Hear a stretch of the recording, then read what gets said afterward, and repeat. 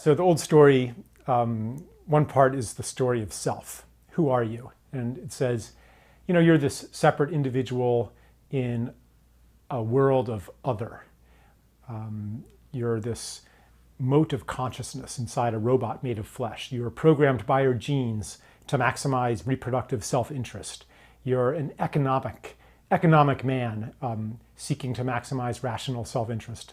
You're a soul encased in flesh. All of these different, you're an ego, you're a mind, you know, you're a consciousness separate from other consciousnesses, separate from other minds, and so on.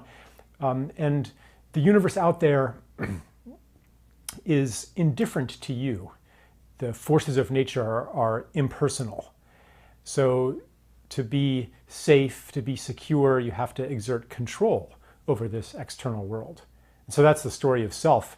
And you can see, if you think about it, how our medical system is based on control, our economic system, our political system, criminal justice. And then the story of the people says pretty much the same thing about humanity, that we were once part of nature, primitive animals, and then we developed science and technology and gradually came to be the masters of nature. And we're not quite there yet, but just one or two more inventions, nanotechnology, genetic engineering, robots, you know, we're gonna ascend above nature, off into space, conquer all disease, robot body parts, artificial consciousness, and so forth, you know, and the theory of everything in science. And we're gonna finally win, we're gonna triumph. And like that's getting kind of obsolete as we look around, and we haven't created this technological paradise. In fact, the more that we've exerted these technologies of control on nature, the more out of control things are getting.